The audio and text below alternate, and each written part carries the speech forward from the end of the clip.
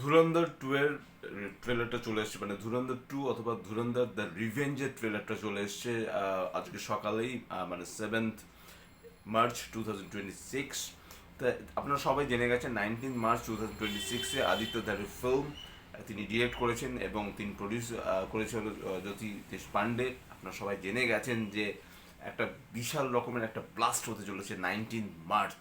এবং ধুরন্ধর টু এর জন্য কিন্তু টক্সিক মুভিটা কিন্তু পিছিয়ে গেছে, সেটা আপনারা মানে বোঝাই বোঝাই গেছে ট্রেলারটা দেখে। ট্রেলারটা আউটস্ট্যান্ডিং হয়েছে, মানে ট্রেলারটার মধ্যে যে একটা বাজ ছিল অসম্ভব রকমের, এবং ট্রেলারটা যথেষ্ট বড়, প্রায় 3 মিনিট 26 সেকেন্ড জুড়ে ট্রেলারটাকে কাট করা হয়েছে, যেটা অসম্ভব ভালো রকমের এডিট।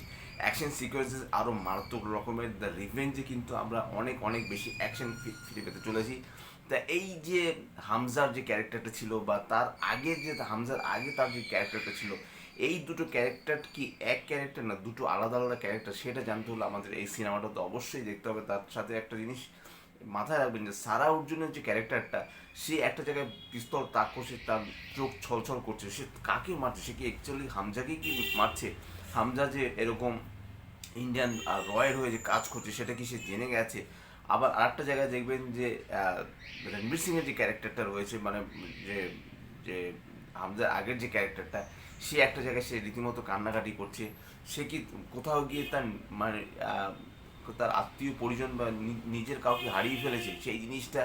এবং রহমান ডাকাইত সে মারা যাওয়ার পর ল্যারা টাউনের অবস্থা কিন্তু পুরোপুরিভাবে চেঞ্জ হয়ে গেছে, এবং পুরোপুরিভাবে রণবীর সিংয়ের যে ক্যারেক্টারটা হামজা, সে কিন্তু রীতিমতো ল্যারা টাউনকে কবজা করে নিয়েছে। বোঝা যাচ্ছে একটা জায়গায় দেখবেন টাকার রীতিমতো বৃষ্টি হচ্ছে, সেই জায়গাটা কিন্তু দুর্দান্ত লেগেছে। এছাড়া সঞ্জয় দত্তের একটা জায়গা রয়েছে যেখানে ভ্যানে একটা লোককে গুলি করার আগে যে বলছে যে তুই কাঁদছিস কেন, সেই জায়গাটা কিন্তু দুর্দান্ত লেগেছে। এবং শুধু তাই নয়, অর্জুন রামপালকে ফ্যানটা বুলাস লাগছে, এবং প্রত্যেকে যখন সিগার ধরাচ্ছে সেই জায়গাগুলো, সেই মুভমেন্টগুলোকে এত সুন্দরভাবে মানে পোট্রে করা হয়েছে না, মানে মাইন্ড ব্লোয়িং লাগছে সত্যি কথা অর্থে। যদি ওই সেই সময় যদি টক্সিক মুভিটা যদি আসতো, তাহলে কিন্তু ধুরন্ধর টু কিন্তু টক্সিককে উড়িয়ে দিত বলেই আমার মনে হচ্ছে।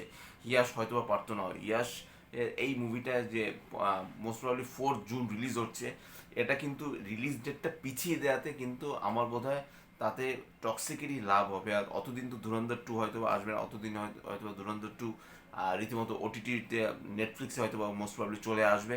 কাজে এটা কিন্তু একটা গুড ডিসিশন যে টক্সিক পিছিয়ে গেছে, এবং ধুরন্ধর টু যেই টাইমে রিলিজ হওয়ার কথা মানে 19th মার্চ, সেদিনই কিন্তু রিলিজ হচ্ছে, মানে একটা গ্র্যান্ড একটা রিলিজ হচ্ছে।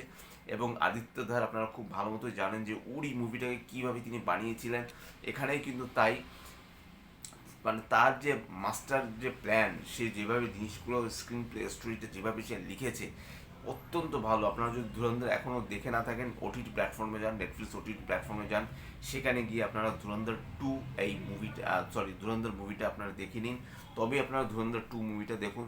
যদি শর্ট করে যদি ধুরন্ধর টু দ্য রিভেঞ্জ মুভিটা আপনারা দেখতে বসেন, ধুরন্ধর টু অথবা ধুরন্ধর দ্য রিভেঞ্জ মুভিটা দেখতে বসেন, তাহলে কিন্তু আপনারা মেলাতে পারবেন না। হামজার ক্যারেক্টার থেকে শুরু করে মাধবানের ক্যারেক্টার থেকে শুরু করে রহমান ডাকাইতের ক্যারেক্টারটা তো আমরা পাচ্ছি না, সঞ্জয় দত্তের ক্যারেক্টার শুরু করে সারা অর্জুন, এরকম অনেক অনেক ক্যারেক্টার রয়েছে যে ক্যারেক্টারগুলোর সাথে আপনারা কিন্তু কোনো রকমের কোনো মিল খুঁজে পাবেন না।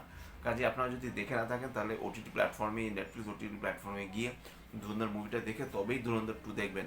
আর যারা ধুরন্ধর দেখে নিয়েছেন তারা তো অলমোস্ট জেনেই গেছেন যে ধুরন্ধর কীরকম একটা ব্লাস্ট করেছে, সিনেমাটা কীরকম একটা মানে একটা লেভেলে পৌঁছে গেছে, এবং সিনেমাটা কিন্তু best on a true story, সেটা আপনারা সবাই এতদিনে জেনে গেছেন। সিনেমাটা কিন্তু হাইপ রীতিমতো মারাত্মক রকমের হাইপ অলরেডি 18th মার্চ থেকেই রীতিমতো, তার আগেও আপনার বুক মাই শোতে করতে পারেন। এবং একদম শেষে গিয়ে যে একটা ব্যাপার রয়েছে যে সঞ্জয় দত্তকে বলছে এই জিনিসটা আপনি কেন পুষছেন, সেই জায়গাটাও কিন্তু মারাত্মক লেভেলের। মানে ট্রেলারটাকে মানে প্রায় 3.5 মিনিট ট্রেলার হওয়া সত্ত্বেও কিন্তু ট্রেলারটাকে কিন্তু অনেক কিছু কিন্তু লুকিয়ে রাখা হয়েছে, এবং অ্যাকশন সিকোয়েন্স কথাগুলো আর কি বলবো।